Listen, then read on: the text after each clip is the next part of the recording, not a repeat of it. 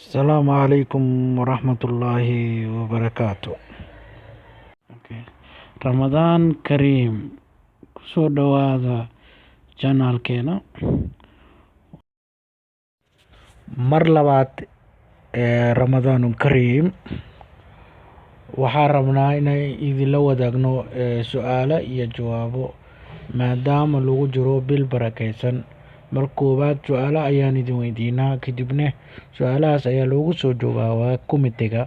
Su'aalahii hore ee idin weydiinay commentiga ayay ku yaalaan, waxaana ka jawaabay magaciisa haddaan halkan ku xuso Nuur calaa Nuur ayaa halkaas ugu soo jawaabay. Saddexdii su'aalba si saxa ayuun ugu soo jawaabay. Waxaan rabnaa inaan u gudubno wiigii labaad oo haddana aan su'aalaha idiin soo jeedinayno.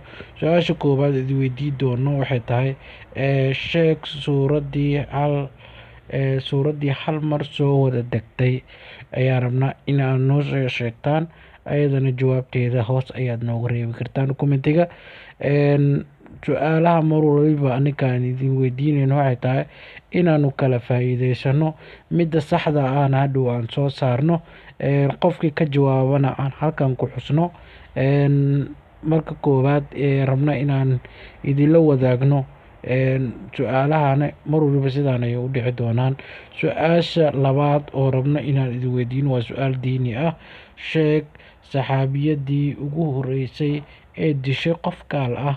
Ayadana su-aasha jawaabteeda hoos ayaad commentiga ku reebi kartaan. Waxaan rabnaa inaad noogu jawaabtaan su'aalaha, annagana hadhow aan idinkaga soo jawaabno midda saxda ah haddii laga soo jawaabi waayo. Mar waliba waxay tahay inaan kala faa'iidaysano su'aalaha.